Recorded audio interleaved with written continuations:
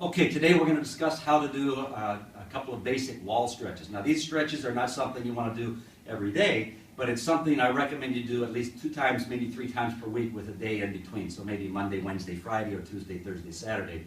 These will help develop your flexibility faster than virtually anything else that you can do. So I'm going to use my assistant here to demonstrate these. The wall stretch is very important that you monitor your opponent's posture, excuse me, not your opponent this time, your partner's posture, and you monitor their progress. So that with better posture, they're going to get a better result.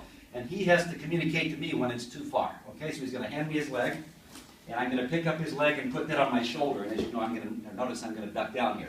And then from here, I'm going to try to keep his knees straight, and then I'm going to start to lift until he says that it's stretched enough. Now he's pretty flexible, so he can probably go a lot further than this, but we're going to keep this relatable to most of you. All right? So from here, I'm going to have him press down for approximately 6 to 10 seconds, and I would probably count 1, 2, 3, 4, 5, 6, and then release.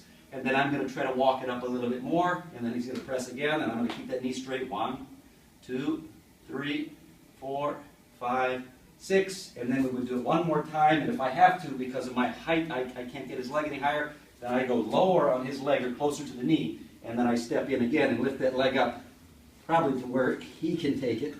And then when there's a little bit of resistance, are you at that point yet? Yes, sir. Okay. Then I'm going to hold that, and he's going to press as hard as he can. 1, 2, 3, 4, 5, 6. Relax. Now on the last one, I'm going to take it as high as it can possibly go, and I'm just going to have him stretch and relax and breathe. No tension this time. Okay? And then relax. This is very important. When you come out of this, don't just drop his leg. You're going to rip something. Okay?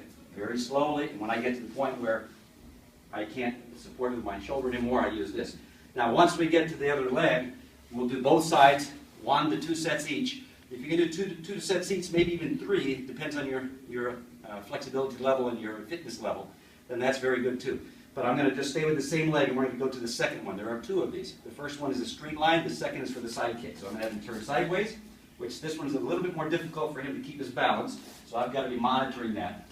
And you want to make sure that your bottom leg is turned just as it would be in a regular side kick with a full pivot and rotation. And as you can see, I want his position here, his posture to be as perfect as possible. So I don't want to see this. This is bad posture for a side kick. This is what we want to see. And then from here, I'm going to do the same thing. I'm going to lift up, and I'm going to try to keep, this time I don't worry about keeping his knee straight, because that will happen on its own. But I want to keep his posture all in one line. What I don't want to have happen is his head to be over here and his feet to be over here, if at all possible.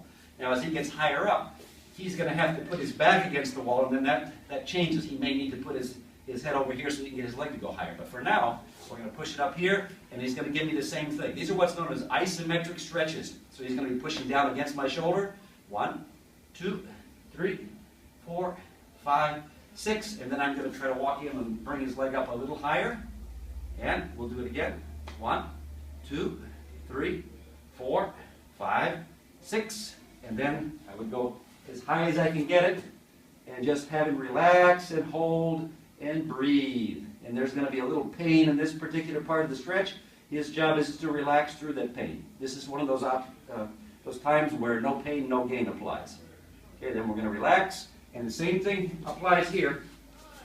I'm going to let his leg down very slowly.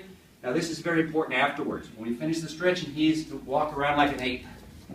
Walk around like an ape and really let those hips loosen up. And if you do that regularly, never before class, always after a workout. If you do it before class, that can be detrimental to your training. But if you do that after class, 2 to 3 times per week, your flexibility will be fantastic in no time.